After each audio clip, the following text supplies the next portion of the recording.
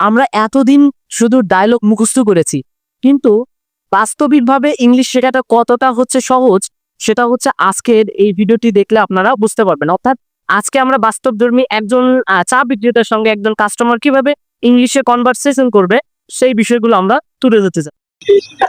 আসসালামু আলাইকুম মামা। ওয়ালাইকুম আসসালাম। Can I have a cup of tea? মানে আমি কি এক কাপ চা পেতে পারি, অর্থাৎ এ কিন্তু বললো যে মামা আমি কি এক কাপ চা পেতে পারি, অর্থাৎ এভাবে আপনি বলতে পারেন can I have a cup of tea, মানে আমি কি এক কাপ চা পেতে পারি। হোয়াই নট মামা, this is a tea shop, এটা তো একটা চায়ের দোকান।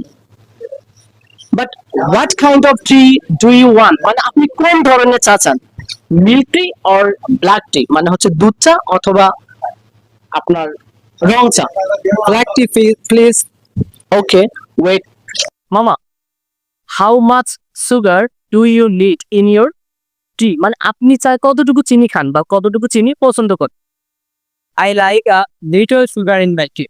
এই যে আপনি চায় কতটুকু চিনি পছন্দ করেন এটা কিন্তু আপনি এইভাবে বলতে পারে। ওকে,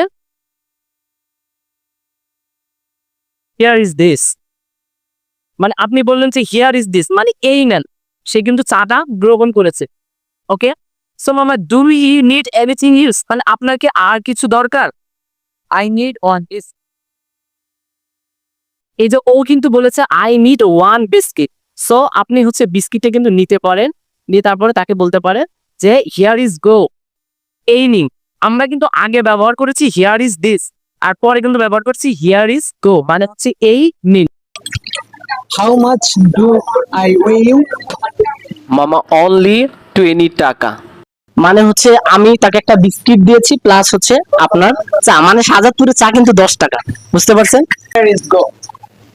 ওকে, বাট মামা I have no exchange for 50 টাকা নোট, অর্থাৎ আমার কাছে 50 টাকার নোটের ভাঙতি নেই।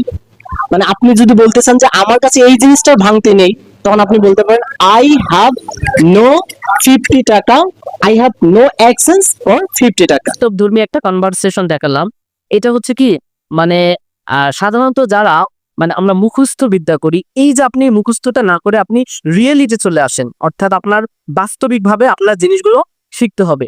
তো যদি আমাদের ভিডিওটা ভালো লেগে থাকে অবশ্যই লাইক কমেন্ট শেয়ার করে পাশে থাকবেন। ধন্যবাদ।